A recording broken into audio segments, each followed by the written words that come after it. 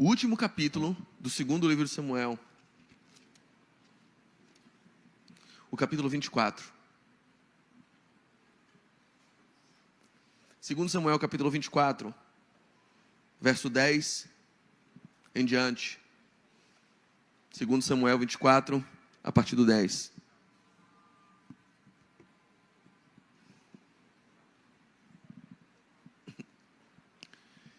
Diz assim a santa palavra de Deus. Leamos todos. Depois de haver recenseado o povo, Davi ficou com dor no coração. E ele disse ao Senhor: eu cometi um grande pecado ao fazer o que fiz.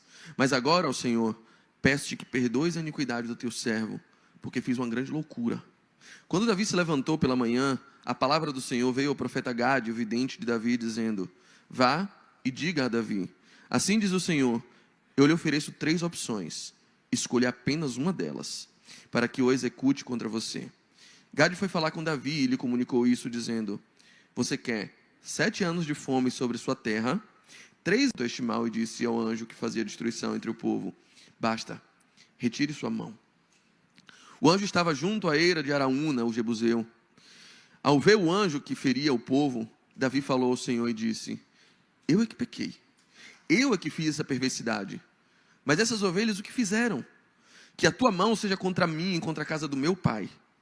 Naquele mesmo dia, Gade foi falar com Davi e lhe disse: vá e edifique um altar ao Senhor na eira de Araúna, o jebuseu. Davi foi segundo a palavra de Gade, como o Senhor lhe havia ordenado. Que Deus abençoe. Meus amados, existe um conceito na dramaturgia, nos gêneros literários de narrativa, que é o conceito que a gente conhece como o anti-herói. Algumas figuras épicas na nossa literatura, talvez da minha época do vestibular, a mais lendária de todas elas, seja do herói ou anti-herói Macunaíma. Quando você lê Macunaíma, você vê um homem traiçoeiro, mentiroso, enganador, falso, que abandona a família, que tem várias mulheres ao mesmo tempo, mas que por acaso você se pega no livro torcendo por ele. Ele tem um quê que é apaixonante na história, porque ele é corajoso, porque ele salva a mulher que ele ama, porque ele luta pelas pessoas.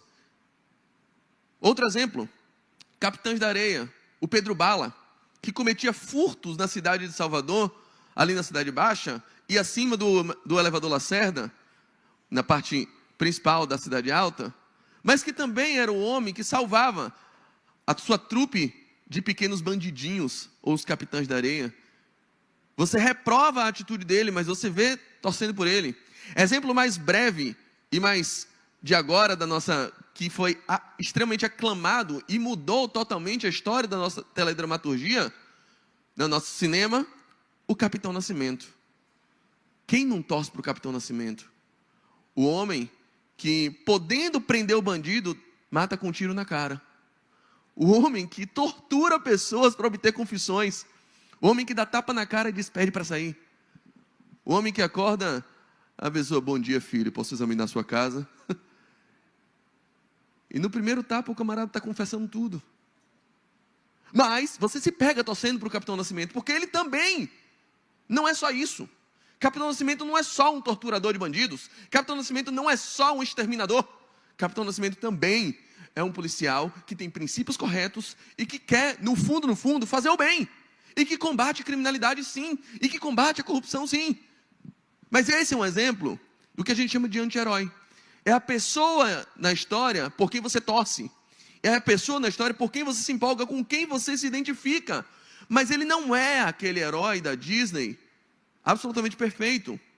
Aquele herói indefectível, aquele herói que não tem do que você falar mal.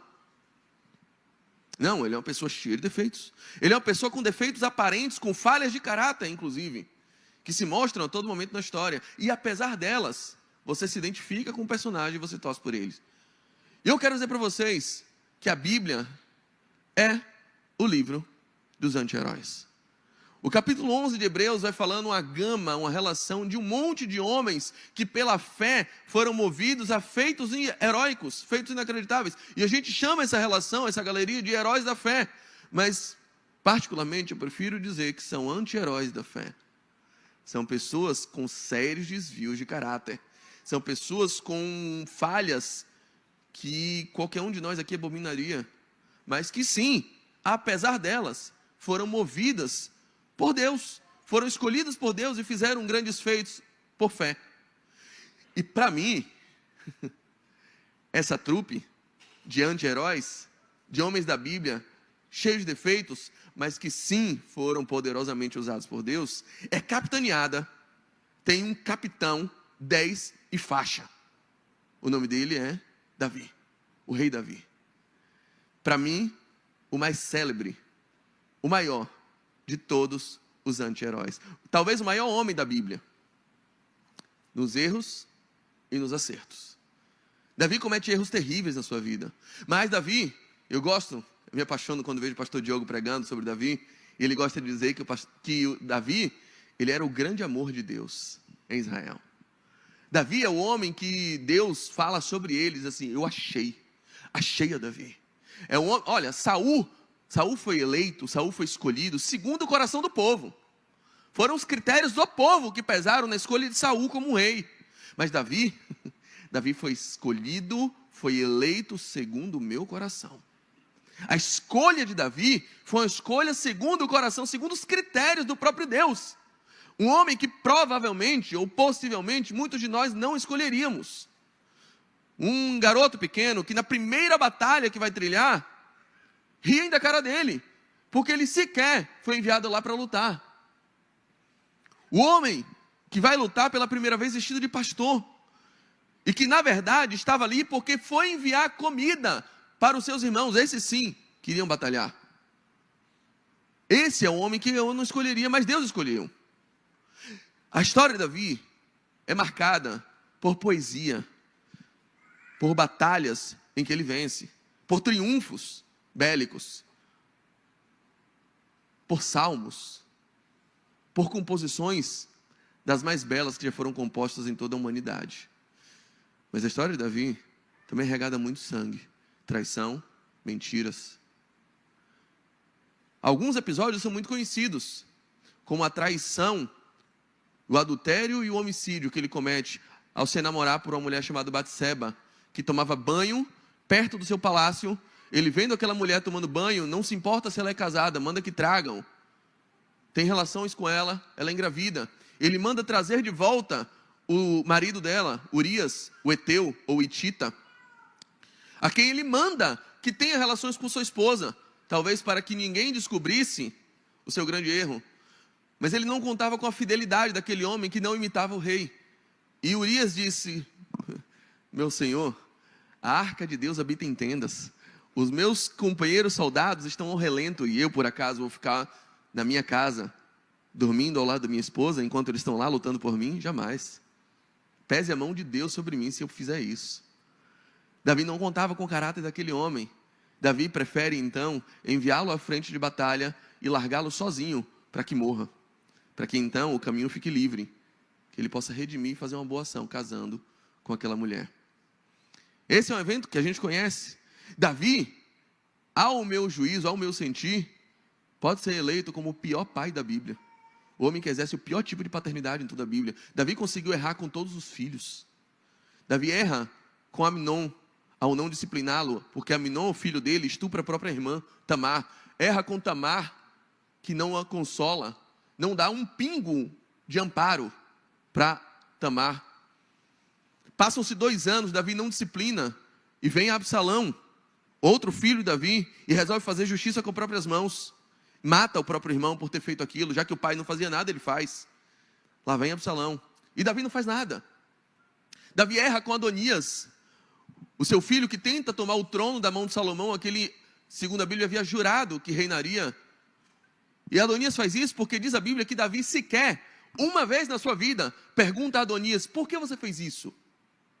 Davi nunca havia perguntado ao seu filho, por que fizeste isso, meu filho? Nada. Davi nunca tinha dito um não para um filho. Davi erra com Salomão. Não prepara para ser um grande homem, apenas para ser um grande rei. Dá conselhos ao final da sua vida, simplesmente dizendo, seja homem e aprenda a reinar. Manda Salomão se vingar de todo mundo que ele não teve coragem de se vingar durante a sua vida.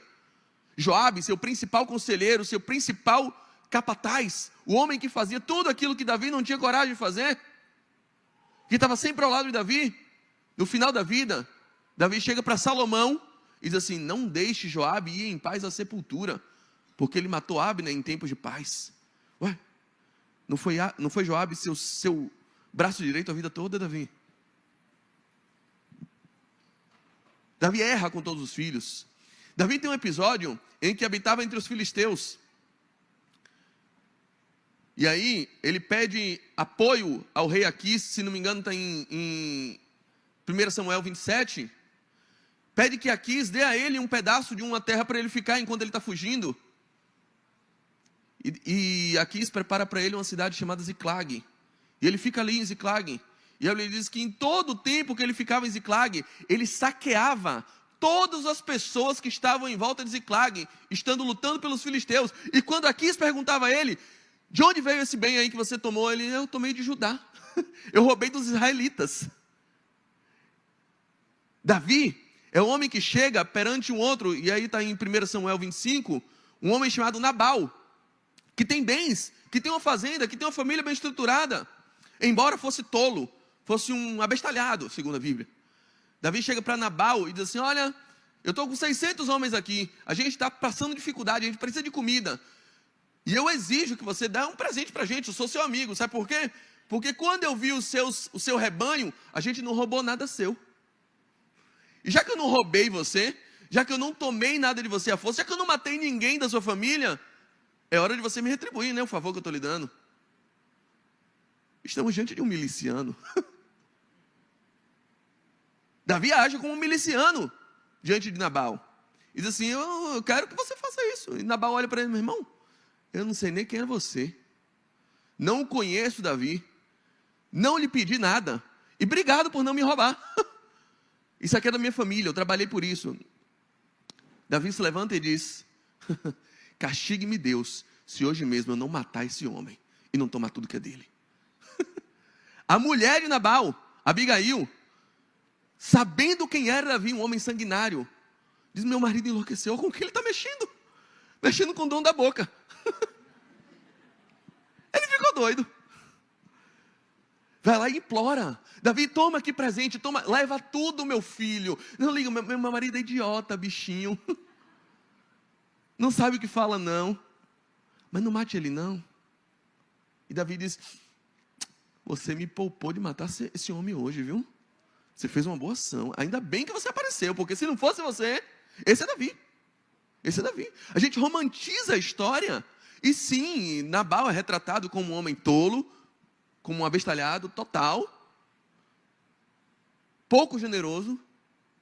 Mas Davi já estava ali com o seu caráter absolutamente transtornado, com um senso de megalomania, em que já vai flexibilizando um monte de valores. E quando chega aqui no texto que a gente leu, vem o último grande trato de Deus com Davi. O livro está acabando, segundo Samuel. Davi já reinando, próspero. A ordem dele é lei. Davi fazendo e acontecendo. Resolve fazer um censo. O texto começa dizendo, segundo Samuel começa dizendo, o primeiro versículo do capítulo 24, começa dizendo que Deus, a ira de Deus se acendeu contra os israelitas. E Deus incitou Davi a fazer um censo. Mas se a gente for lá para primeiro livro das Crônicas, no capítulo 21, esse mesmo texto, esse mesmo evento começa dizendo assim: e Satanás incitou Davi a fazer um censo. Aqui uma hora vai dizer que é Deus, outra hora vai dizer que é Satanás. O livro de Samuel diz: Deus incitou Davi a fazer um censo. O livro de Crônicas vai dizer: e Satanás incitou Davi a fazer um censo. E quem é que está atuando no final das contas? É Deus ou é Satanás? Arrisco-me a dizer: ambos. Satanás, segundo Lutero, não passa de um cachorrinho na coleira de Deus. E nada pode fazer a não ser aquilo que Deus lhe permite ou lhe coordena. Olha o livro de Jó, por exemplo, onde Satanás, para tocar em Jó, pede permissão a Deus. Posso tocar nele? Deus diz: pode. E enquanto Satanás acha que vai derrubar Jó, Deus está usando até a ação de Satanás para trazer Jó mais para perto dele. Tanto é que no final do livro, Jó diz: antes eu o conhecia de ouvir falar, agora os meus olhos o veem. Primeiro ensinamento da noite aqui. Porque hoje a gente ouve muito falar de batalha espiritual. A vida daquele que está entregue irremediavelmente a Deus, na vida daquele que escolheu ser amigo de Deus, até as ações de Satanás são usadas para nos aproximar ainda mais de Deus. Porque tudo que ele faz, até o que ele faz, o príncipe das trevas, está rigorosamente no controle daquele que é rei do universo. Deus, sim, está incitando Davi a fazer o censo, e para isso usa e permite que Satanás execute a ordem. Então Satanás coloca na cabeça de Davi uma ordem de fazer um censo, achando que vai derrubá-lo, enquanto Deus se aproveita dessa ação de Satanás, exatamente para restaurá-lo. E qual era o problema de fazer censo? Não havia problema. A Bíblia fala de ordens para fazer censo, e normalmente essas ordens aconteciam antes de guerras. Você vê, por exemplo, Jesus falando da parábola da providência em Lucas capítulo 14. Ele diz: olha, qualquer rei que tenha 10.000 soldados, antes de ir para uma guerra, ele vai contar e vai fazer um censo dos seus 10.000, para saber se com 10.000 ele pode derrotar um outro rei que tem 20.000. Era comum a realização de censos antes de grandes guerras, antes de expedições para conquistas exteriores. Davi está fazendo isso justamente para partir para uma guerra.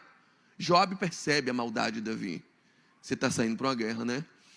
Existia uma ordem que Davi viola patentemente. Êxodo capítulo 30 diz expressamente que todas as vezes que fosse contar, numerar o povo, era necessário recolher um peso de prata equivalente a meio ciclo por pessoa, responsabilidade do governante, e depositar diante do templo de Deus.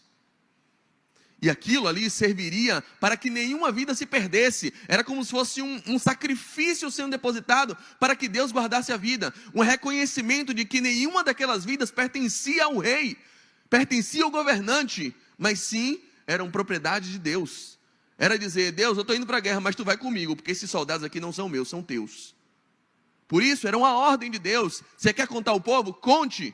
Mas por cada vida, você vai ter que dar um peso em prata diante do altar, para saber: essas vidas não são tuas, essas vidas são minhas. Jobe percebe que Davi está fazendo isso, não para devotar a Deus, mas dizendo: não preciso mais de Deus, as vidas são minhas, tudo é meu, tudo me pertence. E Jobe diz: rei, olha só, tudo aqui é teu, tá bom? Você tem tudo que você quiser, mas não faça uma loucura dessa. Davi não dá ouvidos. Davi não pede conselho. Davi manda numerar.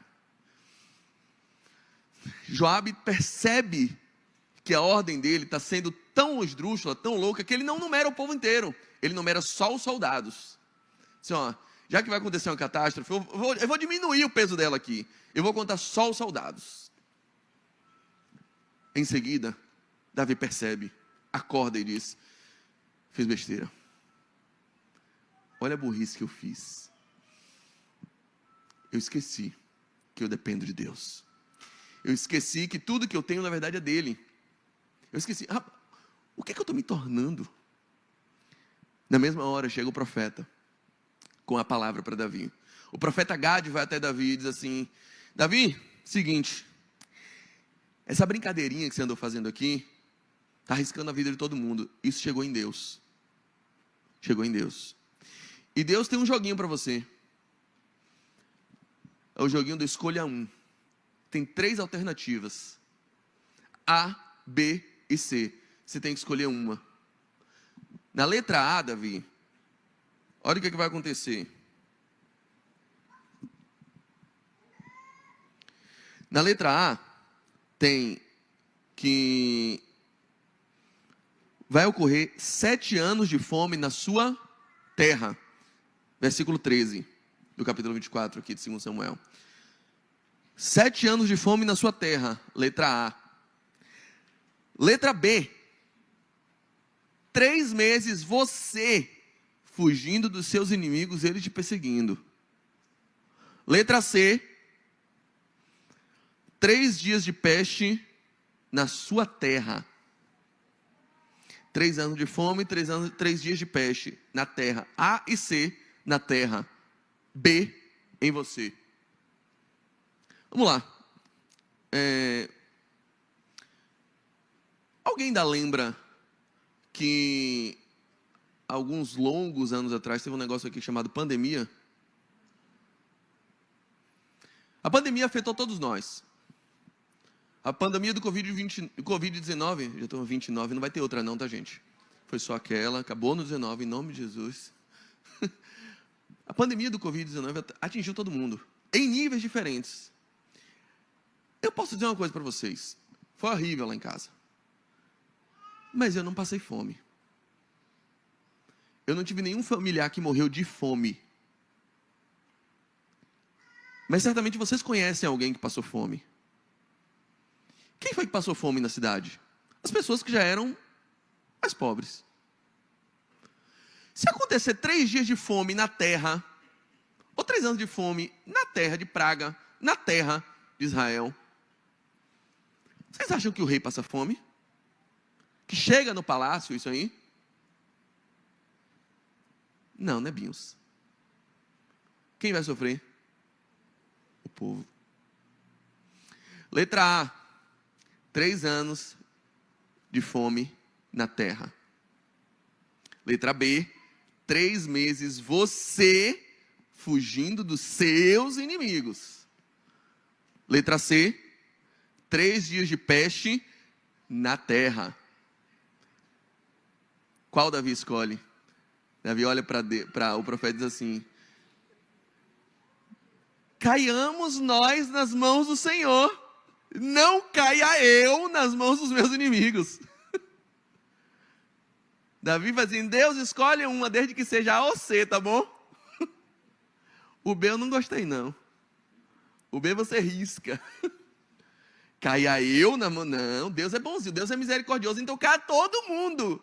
Caiamos nós nas mãos do Senhor. Davi deixa para Deus escolher letra A ou letra C. Letra B, eu sozinho, não. Deus tá bom. No primeiro dia, morrem 70 mil na terra de Israel. No segundo dia, o anjo aparece com a espada, chegando em Jerusalém. E Deus é que fica com pena. Deus manda o anjo parar. Para. Vamos ver se Davi acorda. Vamos ver se Davi percebe o que ele está fazendo. Aí, quando Davi vê o anjo com a espada, chegando em Jerusalém,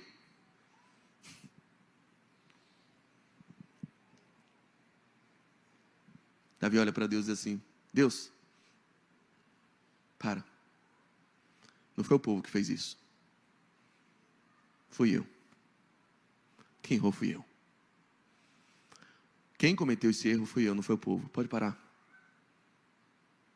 Castiga a mim. O que você tiver que acertar, acerte comigo, mas deixa o povo fora disso. Nessa hora, Deus olha e diz assim: agora eu me lembrei daquele Davi que se jogava na frente de um urso, que se jogava na frente de um leão por causa de uma ovelha. Agora eu me lembrei daquele Davi que eu sentia saudade, daquele Davi por quem eu era apaixonado, daquele Davi a quem eu revelava os meus salmos, daquele Davi que eu usava para tocar harpa e os espíritos maus corriam de Saul. Eu me lembrei desse Davi agora, do Davi que se importa com uma ovelha, mesmo quando não tem ninguém para aplaudir, daquele Davi que tem que contar que livrou a ovelha porque não tinha ninguém lá como testemunha para ver. Eu lembrei daquele Davi que não tolera que um incircunciso afronte o exército do Deus vivo. Agora eu lembrei, porque parece que você se perdeu, Davi, porque você enriqueceu. Davi enriqueceu, Davi prosperou. Davi agora trata homens e mulheres como propriedade. Davi agora está descansando no palácio e não se importa que 70 mil homens morram num dia só. Davi agora comete os erros, acha que todas as almas pertencem unicamente a ele, e está descansando no palácio, enquanto Deus pune toda uma nação por causa dos erros dele. Davi quer saber mais, é de expandir suas terras. E aí Deus está dizendo, se for preciso, eu uso até Satanás, mas eu resgato aquele Davi por quem um dia eu me apaixonei. E a pergunta para você é bem óbvia hoje. Será que tem um você por quem Deus se apaixonou, que ficou perdido no passado em algum lugar da sua caminhada? Será que alguns defeitos que você curou com o tempo eram o melhor que havia em você? Eram a razão pela qual Deus havia se apaixonado por você? Era aquilo que fazia de você o grande amor de Deus? Davi se curou daquela besteira de se preocupar com a ovelhinha. E Deus está dizendo, Davi, era esse Davi que eu gostava. O que Deus está fazendo aqui é simplesmente um teste, um jogo, para resgatar o verdadeiro Davi. O Davi de quem ele sentia saudade. E parece que Davi se perdeu. Parece que Davi, no meio daquela conquista toda, no meio de todos os amores que ele experimentou, das conquistas amorosas, das guerras que ele venceu, dos filisteus que ele matou, até dos filhos que ele teve que enfrentar, das traições que ele sofreu e que ele praticou, das alianças que ele teve que fazer, ele foi perdendo a essência daquele que salmodiava, daquele que buscava a Deus sem ter hora para acabar, daquele por quem o coração fervilhava e fervia de amor, aquele que dizia, o meu coração ferve com palavras boas, a minha língua é a pena de um escritor destro. Esse Davi tinha sido rendido pelo governante conquistador, que já não dá a mínima se 70 mil morrem do lado dele. Eu disse para vocês que ele faz o censo pensando em manobras militares. Davi está pensando em expandir seus territórios. Mas naquele dia ele percebe que o anjo está apontado com a espada em direção a Jerusalém. E o anjo está situado num lugar, num monte, em cima de uma eira, que pertencia a um homem chamado Araúna, ou Ornã. A Bíblia diz que Araúna era jebuseu. Araúna era jebuseu. Dentro de Jerusalém, ao lado do palácio, tinha um lugar que pertencia a um jebuseu, a um povo inimigo. Do lado do palácio, tinha um lugar que Davi ainda não tinha conquistado. Mas ele está pensando em expandir o território dele para conquistar lá fora. Não é coincidência que Deus esteja chamando ele para esse lugar. Davi, antes de você pensar em ganhar o mundo, antes de você pensar em prosperar, antes de você pensar em expandir, você já reparou que dentro do seu próprio palácio tem lugares que ainda são do povo inimigo? A gente é igual a Davi. A gente vive alimentando sonhos megalomaníacos de prosperidade, de notoriedade, de fama, de conquista. E pode ser que dentro da sua casa você esteja perdendo terreno para o povo inimigo. Pode ser que você esteja perdendo seu filho para os jebuseus. Pode ser que você esteja perdendo seus princípios, aquilo que você mais zelava como valores dentro da sua ética, dentro da sua família, dentro do seu coração, dentro da sua espiritualidade, o tempo que você devotava para Deus. Pode ser que isso já seja território do jebuseu, você não esteja percebendo, porque você está muito empenhado em fazer um 6 em 7 no marketing digital. Em que esse ano seja o ano da sua conquista, em que 2025 seja o ano da virada de chave, de pegar o código, seja o ano da expansão. E você está pensando em manobras para expandir seu terreno, seu território, suas conquistas, sua fama, sua empresa, seu ministério, sua vida amorosa. enquanto, bem no seu coração, bem no âmago do seu lar, da sua casa, da sua família, ainda há territórios que você não conquistou, porque há muito tempo você entregou para os jebuseus. Naquela hora, Davi percebe: olha o que eu fiz. Davi resolve comprar aquele lugar. E aí o jebuseu, com medo de Davi, óbvio: não, é teu, fica tranquilo, não quero nem nada aqui. Nem moro mais aqui. Estava mesmo querendo me mudar. Davi não. Aquele Davi que toma a força, morreu. Eu não vou oferecer nada a Deus que não me custe um preço, que não me custe um sacrifício. Eu pago. Estou aqui para fazer um negócio com você. Eu vou te recompensar ou não. Davi compra. Aquele lugar vem a ser o lugar onde foi construído o templo. E até hoje é onde está o Muro das Lamentações em Jerusalém.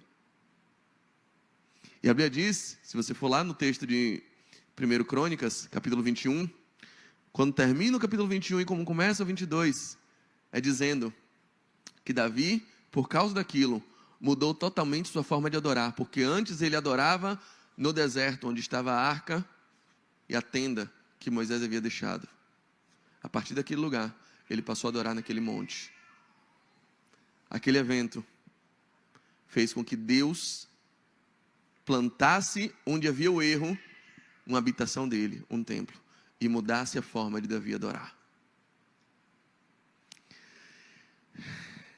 É basicamente o que eu queria dizer. O que eu quero dizer para você hoje é que pode ser que haja alguma versão de você da qual Deus tem saudade e você sepultou no passado. Uma versão de você que já foi mais crente, que já foi mais íntegra, que já foi menos maliciosa, que já foi menos promíscuo, que já foi menos preocupado somente com seus próprios interesses. Já houve uma versão de você que se condoía com a morte de uma ovelha, mas o você de hoje está ocupado demais para ligar para a morte de 70 mil homens. Pode ser que Deus esteja marcando um encontro, um joguinho com você, para testar seu caráter, mas com o objetivo final de fazer você voltar para aquela versão por quem ele era apaixonado. E vou dizer, se for preciso, ele autoriza até Satanás tocar em você. Se for necessário, ele usa até o diabo, que é um cachorrinho na coleira dele. E Satanás vai atuar em você achando que vai te destruir, enquanto Deus está limitando o poder dele, dizendo: não, isso aqui é para fazer ele voltar, isso aqui é para fazer ele se quebrantar de novo, isso aqui é para ele lembrar que tudo me pertence e que ele não é dono de coisa nenhuma. Pode ser que haja um você em algum lugar do multiverso do passado aí, de quem Deus tenha saudade. E ele vai fazer o que tiver que fazer, o que tiver que ser feito, para trazer esse você de volta, para te curar dessa nova versão atualizada 2.0, totalmente corrompida e cheia de vírus, que você fez esse download maldito, para se tornar o que é hoje. O último grande teste de Davi. Veja que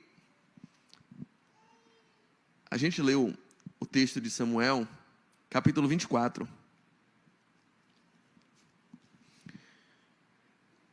Samuel 23, 1 Samuel 23, ou 2 Samuel 23, melhor dizendo, termina lembrando de um homem, falando dos 37 valentes de Davi, e deixa por último para falar de um homem.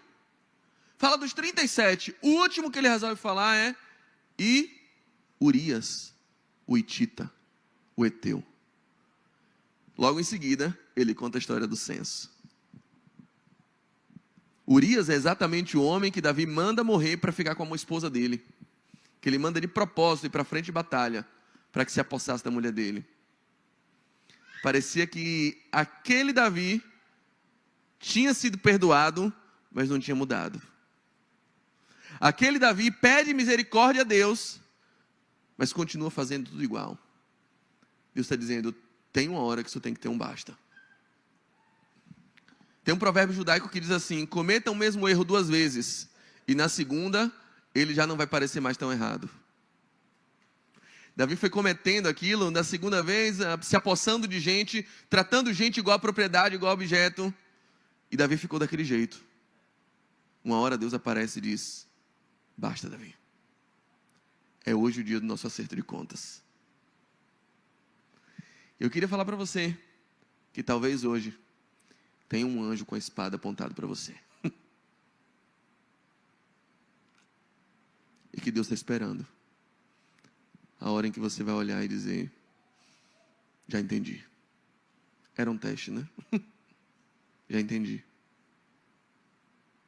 Eu quero voltar a ser aquele que era mais apaixonado por você, Deus. E aquele por quem Deus um dia se apaixonou. Aquele que um dia recebeu profecias.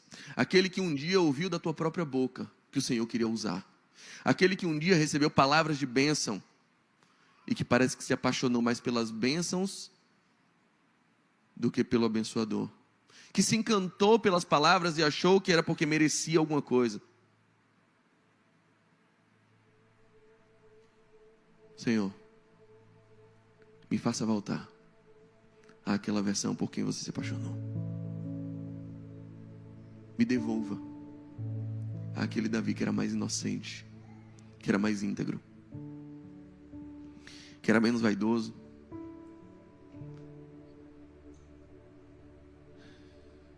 que era menos malicioso, que era menos egoísta, que pensava menos em amor próprio o tempo todo, menos em se valorizar, menos em se priorizar, que arriscava a própria vida por uma ovelha, sem ninguém para aplaudir. Me lembre daquele, porque parece que o mundo, a correria, o marketing, o network me cauterizou de um jeito que eu estou passando por cima de todo mundo.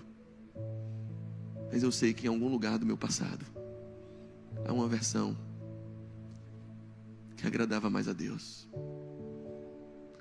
Há um salmodiador que compunha saltérios, poesias maravilhosas, que dizia: eleva os meus olhos para os montes, de onde virá o meu socorro? O meu socorro vem é do Senhor que fez os céus e a terra. Aquele que não deixará vacilar os meus pés, aquele que não dorme nem tosqueneja, porque guarda Israel. Parece que eu me esqueci. E esse mesmo Davi um dia escreve no Salmo 103: bendiga minha alma ao Senhor, tudo que é em mim bendiga o seu santo nome. Mas não se esqueça de nenhum só dos seus benefícios. É ele falando com ele mesmo, a conversa mais esquizofrênica da Bíblia. Ele tentando lembrar a alma dele: alma, presta atenção, sua idiota, sua lerda. Você esquece das coisas, você esquece que é ele quem sara a sua enfermidade, é ele quem te livra da morte, ele que te acalma no dia da sua angústia. Você esquece disso e você acha que é você mesmo que faz tudo por si. Alma, não se esqueça de nenhum dos seus benefícios. Será que a sua alma se esqueceu? Deus está aqui para te lembrar. Se precisar, Ele mete um anjo com a espada. Se precisar, Ele envia até Satanás. Mas Ele vai te trazer de volta. Ele vai trazer o melhor Davi. Ele vai trazer aquele que se arrisca. Ele vai trazer aquele que se apaixona pela causa do povo. Ele vai trazer aquele sensível. Ele vai trazer o poeta de volta. Ele vai trazer. Hoje é dia de resgatar o melhor Davi. Fique de pé.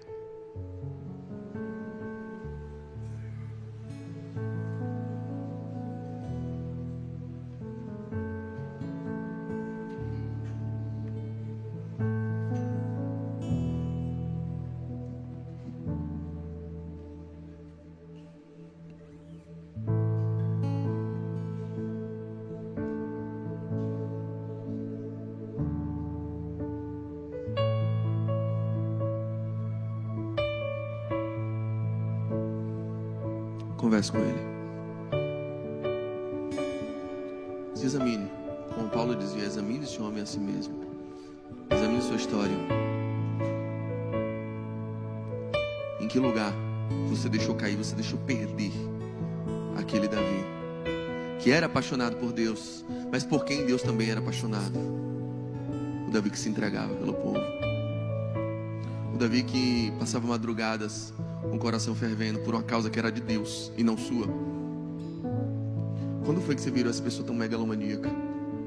Quando foi que o desejo de expansão das suas conquistas passou na frente do desejo de ver o projeto e o reino de Deus se estabelecer? Quando foi? Eu acho que Deus está com saudade daquele servo que buscava mais, que orava mais, que pensava mais nas coisas de Deus. E o que você se tornou, cara? Essa pessoa tão maliciosa. No que eu estou me tornando? No que a gente está se tornando? Abre os meus ouvidos, eu quero ouvir. Deus está chamando de volta o melhor Davi. Abre os meus olhos, eu quero ver. Abre o meu coração, quero sentir teu grande amor.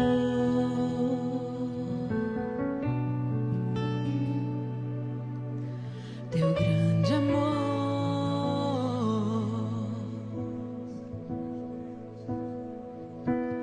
Abre os meus ouvidos, eu quero ouvir. Abre os meus olhos, quero tanto ver. Abre meu coração, quero sentir teu grande amor.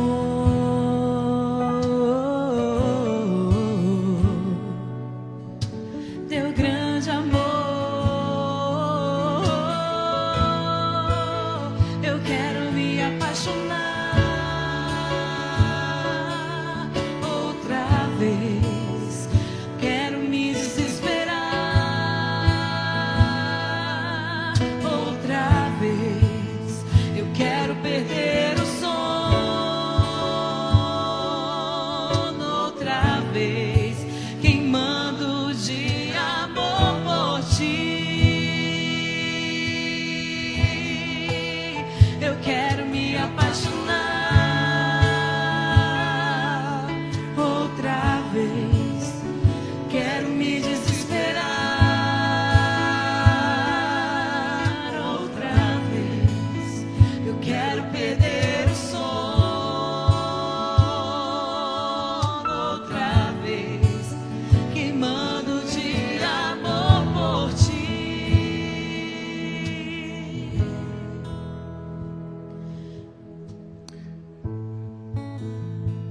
Davi Deus está chamando de volta Davi a se apaixonar de novo. E a lembrar que ele também tem sentimentos. Deus tem sentimentos. Não brinca com os sentimentos de Deus. Deus sabia o que estava fazendo quando escolheu Davi. Mas nunca foi plano dele que Davi se transformasse nesse monstro que ele virou. Por isso Deus luta. Por isso Deus briga por ele. Davi, eu não vou te perder. Eu não vou perder você para suas riquezas. Eu não vou perder você para suas conquistas. Eu não vou perder você para o seu império. Eu vou lutar por você, Davi. E sinceramente, esse turbilhão que está a tua vida hoje pode ser a maior prova de amor que você jamais experimentou. Deus está sacudindo tudo. Está sacudindo e revirando tua vida de cabeça para baixo, para dizer: eu não vou perder você.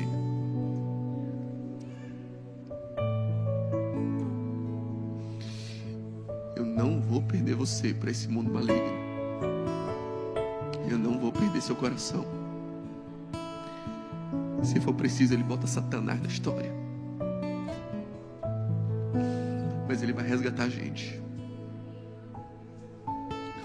Mas ele vai resgatar a melhor versão que já existiu de você em algum lugar do passado. Uma versão que não se importava em passar uma madrugada de joelho buscando a face dele.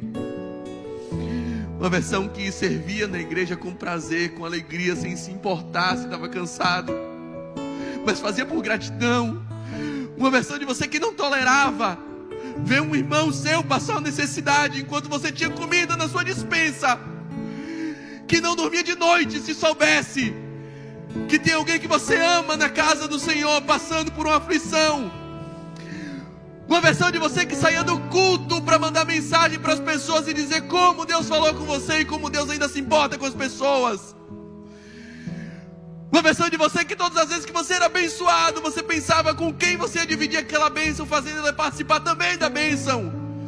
E não essa pessoa egoísta, egocêntrica, que passa por cima de todo mundo que se tornou hoje, pensando: quanto mais celeiros eu posso comprar para juntar tudo que eu tenho, folga minha alma. E Deus está dizendo para você: seu maluco, seu louco, essa noite pedirão a tua alma. Tudo isso que você está ganhando, seus investimentos, suas aplicações, seus seguidores no Instagram, para quem será? Tem um anjo aqui com a espada apontada e Deus dizendo: segura, segura que eu quero fazer esse homem voltar hoje. Segura porque hoje eu vou trazer ele ao primeiro amor. Segura porque hoje eu quero restaurar a vida dele. Hoje eu quero trazer o melhor Davi. Eu queria fazer uma oração. Se você quiser, não precisa, mas é um gesto de compromisso. Se você acha que alguma melhor versão de você se perdeu no passado e você quer assumir hoje um compromisso com Deus e pedir a Ele misericórdia para que essa melhor versão seja restaurada. Se você acha que tem um você no passado de quem Deus sente saudade e que você quer retornar, quer fazer essa melhor versão voltar, e você quer se apaixonar por Ele de novo, como você já foi um dia, e quer sentir que Deus está novamente apaixonado por você, como Ele já foi um dia, queria que você viesse aqui na frente para a gente orar. Não vou demorar não, Mari vai cantar mais uma vez o refrão e a gente vai orar junto. Outra vez eu quero perder o sono. Outra vez queimando de amor por ti. Eu quero me apaixonar. Outra vez eu quero me desesperar. Outra vez eu quero perder o sono. Outra vez queimando de amor por ti.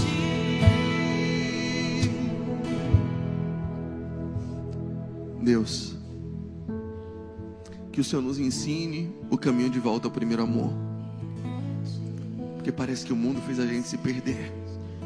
Senhor, muitas vidas vieram aqui à frente hoje, outras não vieram, mas o seu coração está aqui.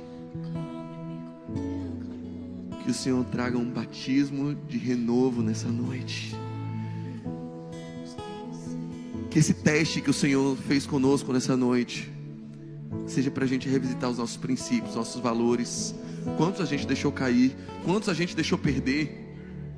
E se há alguma versão, se há um Davi dentro de nós que já não faz mais salmos, que já não compõe orações poderosas, que já perdeu a poesia, que já perdeu a sensibilidade, que deu lugar à malícia, que deu lugar ao egocentrismo, que deu lugar à megalomania, que no nome do Senhor Jesus esse anjo venha cortar ele com essa espada, mas que sobreviva a melhor versão. O garoto pode ser aquele garoto de quem os primeiros inimigos davam risada e zombavam, mas que ia lutar em nome do Senhor dos Exércitos, e que a vitória ninguém tinha dúvida de quem vinha. Infelizmente parece que aquele menino se tornou em um homem bravo de quem as pessoas têm medo só de ouvir falar o nome. Um homem poderoso. Não é essa a nossa melhor versão. A nossa melhor versão é aquela que sempre fazia o teu nome ser exaltado. Que o Senhor resgate, e que no nome do Senhor Jesus haja transformação e renovo nessa noite. Que o Senhor nos volte, readeque o nosso GPS, para que nós possamos sair daqui rumo ao nosso primeiro amor, à nossa melhor versão, àquela versão por quem Deus sempre foi apaixonado, e aquela versão que faria qualquer coisa por ti. Os apaixonados por Deus. Nós queremos nos apaixonar outra vez. Nos rendemos em teu altar, dizendo que tudo é teu. Nós oramos a um Deus poderoso, porque dele, por ele e para ele são todas as coisas. Em teu nome dizemos que o perfeito amor de Deus o Pai, a graça redentora e salvadora de Jesus o Cristo, que a comunhão, a consolação e a aliança do Espírito Santo sejam com todos aqueles que se rendem ao Senhor, desde agora e até o céu. Amém, amém e amém. Que Deus te abençoe poderosamente e dê um excelente retorno à sua casa.